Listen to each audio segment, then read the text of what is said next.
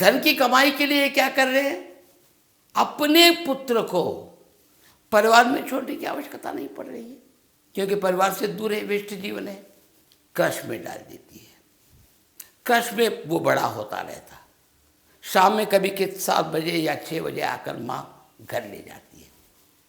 Crush वाले क्या करते हैं, कहीं गिर न पाए, बाहर न जा पाए, श्रद्धा से देखते हैं, बस उतना ही, उससे ज़्यादा जिम्मेदार नहीं लेते। नहीं, माई के यहाँ छोड़कर आ जाएगी, माई भी क्या करेगी, बेटी है आकर स्वयं दे रही है, सास के से यहाँ पहुँचा देंगे, हाँ पुत्र है बेचारा, उसने अपने बच्चे को यहाँ छोड़ गया, देखने की गुरुतर मुझ पर भी है, समझेगी माँ। मगर माता के दूध पीते हुए जो स्वाद, जो प्रेम, जो प्यार है, उससे दूर रह जाता। माँ को माँ कहता है, कोई शक नहीं, मगर माँ पर जितना प्रेम होना चाहिए उस प्रेम में घटती हो रही है, कमी हो रही है। ऐसा हो ना पाए, क्या करेंगे, हम सभी को सोचना चाहिए। बस संतान तो चाहिए, सच्ची स्त्री मूर्ति तभी बनेगी, सच्ची माँ तभी बनेगी, माँ का प्यार तभी दिखा सकती है, बच्चा क्या होता है, उसका प्यार कैसा होता है तभी देख सकती है कि प्रेम किस चिड़िया का नाम है, प्यार किस चिड़िया का नाम है।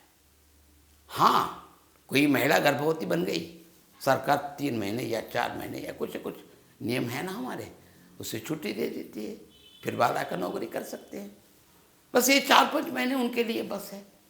तो क्या करना चाहिए, इस पर ज़रा सोच विचार कीजिए। यानी 35-40 साल की एक लड़की, एक महिला के लिए 1 साल का बच्चा पैदा हो रहा, कितना अंतर आ रहा देखिए। पढ़ाई के लिए किसी पाठशाला में देंगे, अरे भाई तुम्हारे लिए मैंने कितने कमाया, तुम अकेले ही हो कि हमारा पूरा भविष्य तुम पर है, तुम अच्छी तरह से पढ़ो, उस पर एक प्रकार का बल डाल रहे, जोर डाल रहे, सेंटिमेंट्स बढ़ रहे। पढ़ाई की ओर ध्यान दीजिए, किस पर, उन पर एक फोर्स मत रखिए, सेंटिमेंट्स बढ़ रहे हैं, ये बातें गुनगुनाते रहे, यानी उनके कानों में फिरते हुए रहते हैं। अगर कहीं अंक कम आ जाए, 2nd ग्रेड या 3rd ग्रेड में पास हो जाए, तो उनको मन को खेद पहुंच रहा है। आगे चलकर कुछ जो 7वीं 8वीं कक्षा पढ़ती है, जिसके प्रतिशत कम आते हैं अंकों में, घायल होना, नाराज होना, सेंटिमेंट फील होना तो छोड़ दो, आत्महत्या भी कर ले रही है। किस आयु में ऐसे काम कर रहे हैं, समाज किधर चल रहा है, किधर जा रहा है, लोग क्या कर रहे हैं, मुझे कहने की कोई ज़रूरत नहीं। अकेले का भार नहीं है, हर एक विषय को, हर एक व्यक्ति को चाहिए कि हर एक विषय पर ध्यान दें। संतान रेखा है, संतान रेखा के लिए एक परिभाषा थी, एक समय एक कारक था, एक आयु थी, दाम्पत्य सुख का, पति पत्नी का सुंदर संगम का सत्फल है वो। उस सत्फल के प्रति कितना प्रेम दिखाना, पौष्टिक आहार देकर कितना सुखी रखना, उनके भाग्य को किस प्रकार सुधारना, वे देखेगा। पैसे कमाना हर संस्था, हर व्यक्ति, हर कोई पैसे के पीछे लगे हुए, लाखों रुपए खर्चा कर रहे हैं, फिर भी खुश हैं क्या? खुशी की बात तो अभी नहीं। अब उसके लिए कोई माप है ही नहीं, यहाँ तक मनुष्य को तृप्ति हो जाएगी। 5 करोड़, 50 करोड़, 500 करोड़, 5000 करोड़, क्या करेंगे इतना धन? एक सीमा होनी चाहिए। मैं कहता हूं कि बचत करने की आवश्यकता है, बिना बचत के भी काम नहीं चलता। भविष्य को देखने की आवश्यकता है, आने वाली पीढ़ियों की वो देखने की आवश्यकता है। मगर इस बीच ही लोग इतने बड़े प्रश्नार्थक के रूप में खड़े होते हैं कि क्या किया जाए, इसका समाधान अभी किसी को नहीं मिल रहा है। समाधान प्राप्त करने का भार है। भाई बहुत उम्र बीतने के तदनंतर व्यक्ति की शादी हो गई, ठीक है, बाद में क्या किया जाए, चाह चाह कर रोक रखे संतान के ओर। जब चाहे तब संतान को चाहेंगे तो डॉक्टर भी कहेंगे कि आयु बढ़ती जा रही है, बड़ी सावधानी के साथ रहना चाहिए, ये दवाएं दीजिए, दवाएं खाएगा, बच्चा पैदा होगा, कैसा पैदा होगा, उनका स्वास्थ्य कैसा रहेगा, उन पर क्या जिम्मेदारियां होती हैं, उसका परवरिश किया जाए कैसा, इन सभी प्रश्नों को आपके सामने डालिए। कष्ट में डालना, कहीं पहुंचा देना, उनका पालन पोषण कहीं होना, परवरिश कहीं होना, प्यार कम हो जाना, धन, क्या इनके प्रति तुम्हारी कोई जिम्मेदारियां नहीं है? मेरी बात नहीं भैया, मैं बहुत सारी समस्याओं में इक्के दुक्के उदाहरण मात्र बता रहा हूं। ऐसी समस्याएं बहुत सारी है, अनेक व्यक्तियों को है। संतान के लिए तड़पते हैं कुछ लोग, संतान नहीं होती है, जिम्मेदार कौन है? आप के बहुत समय तक संतान पर रोक रखे हैं। आज आपके अंग प्रत्यंग उसके लिए अनुकूल नहीं है। क्या समष्टि परिवार पर करेंगे, व्यष्टि परिवार पर करेंगे, माता पिता पर करेंगे, अपने व्यक्तिगत स्वास्थ्य की निंदा करेंगे, समाज की निंदा करेंगे, सरकार की निंदा करेंगे? नहीं, सोचिए, अच्छे विचारों में रहिए, देखिएगा। तो पत्नी रेखाएं, पति रेखाएं, दंपति की रेखाएं कहाँ पर होती हैं, मैंने उसका स्थान बता दिया।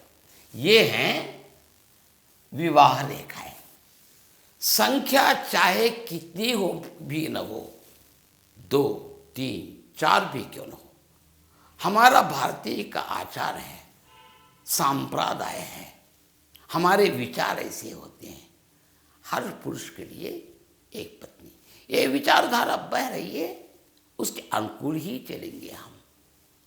ठीक है, अब इस पर, इन रेखाओं पर जो खड़ी रेखाएं, सरल रेखाएं, सीधी रेखाएं, छोटी, बड़ी, मोटी,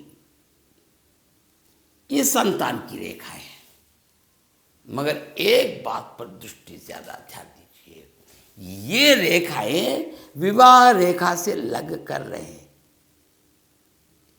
जब तक ये रेखाएं विवाह रेखा को लगकर नहीं रहेंगे, तब तक संतान के बारे में सोच नहीं सकते हैं, दूर दूर होना।